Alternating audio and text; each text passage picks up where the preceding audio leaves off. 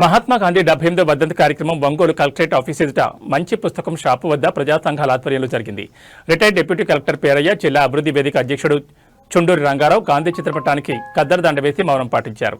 ఈ కార్యక్రమంలో ఓపీడీఆర్ రాష్ట్ర అధ్యక్షుడు చావలి సుధాకర్రావు, ఏఐబీఎస్పీ రాష్ట్ర ప్రధాన కార్యదర్శి ధరణికోట లక్ష్మీనారాయణ, ఐఎల్పీ రాష్ట్ర అధ్యక్షుడు దాసరి సుందరం తదితరులు పాల్గొన్నారు.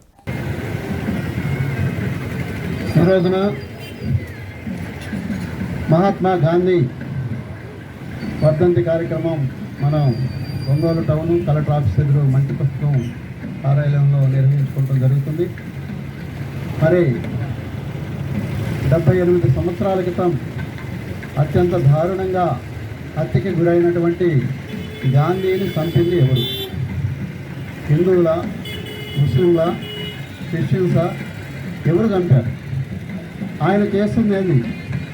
భారతదేశ మేము పాలించుకుంటాం, ఈ భారతదేశాన్ని పాలించుకునే శక్తి మాకుంది, మీరు వెళ్ళిపోవాలి అని చెప్పి అనేకమైన ఉద్యమాలు చేసి ఈ భారతదేశానికి స్వతంత్రం తీసుకొచ్చినటువంటి మహాత్మా గాంధీని మరి ఎప్పుడైతే 1947 ఆగస్టు 15 స్వతంత్రం వచ్చిన తర్వాత మహాత్మా గాంధీని పక్కన పెడతాం జరిగింది.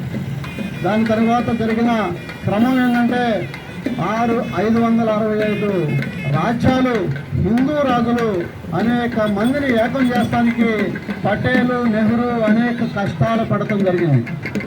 వారు కొంతమంది పాకిస్తాన్లో చేరదామని చెప్పారు. అంటే అప్పుడు బ్రిటిష్ ప్రభుత్వం ఏం చెప్పిందంటే 3 విధానాలని చెప్పింది.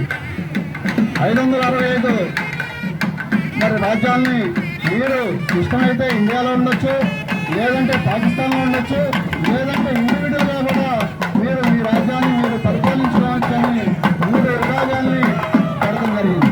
దాంట్లో స్వార్థపూరితమైన హిందూ రాజులు నిజంగా వారికి భారతదేశం మీద ప్రేమ ఉంటే, మా దేశాన్ని మేము పరిపాలించుకోవాలనే చిత్తశుద్ధి ఉంటే మరి మేమందరం భారతదేశంలో ఉంటాం. ఈ భారతదేశానికి స్వతంత్రం వచ్చిన తర్వాత ఈ ఆస్తులన్నీ కూడా సమానంగా పంచుకొని మేమందరం కూడా కలిసి కట్టుకుంటామనే ఒక ఆలోచన వారెవరూ కూడా చేయలేదు.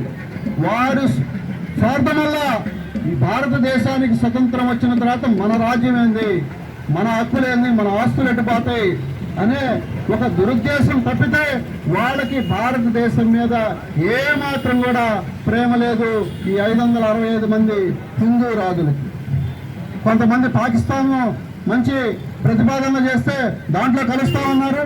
మరి ఇండియా కొన్ని ప్రతిపాదనలు ఇస్తే మరి ఇండియాలో కలుస్తామని వాళ్ళ డిమాండ్లు పెట్టారు తప్పితే ఈ రాజ్యంలో, మా రాజ్యంలో అందరం ఉన్నాం, మాకెంత ఇస్తారనలా, మా కుటుంబానికి ఎంత ఇస్తామని ఒక దురుద్దేశంతో, ఒక దుర్మార్గమైన ఆలోచనతో ఈ భారతదేశం ఈ రోజు కూడా ఎదగపోతానికి కారణం, సమానత్వం లేకపోతానికి కారణం ఆ రోజున ఉన్నటువంటి హిందూ రాజులు వల్లే ఈ రోజు కూడా భారతదేశం అభివృద్ధి చెందపోతానికి కారణం.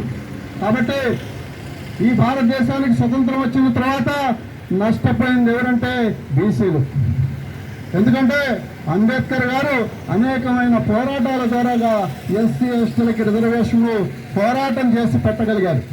అది ఎట్లా పెట్టారంటే ఎస్సీ ఎస్టీలు ఎవరయ్యా అంటే, ఎస్టీలు అంటే అడవుల్లో ఉంటారు సార్, వాళ్ళు అక్కడ ఉండేవాళ్ళని మనం ఎస్టీలుగా పరిగణించవచ్చు. మరి ఎస్సీలు అంటే ఎవరయ్యా అంటే, సార్ మనం ఊరు బయట పెట్టాం, వారిని ఎస్సీలుగా మనం గుర్తించవచ్చు.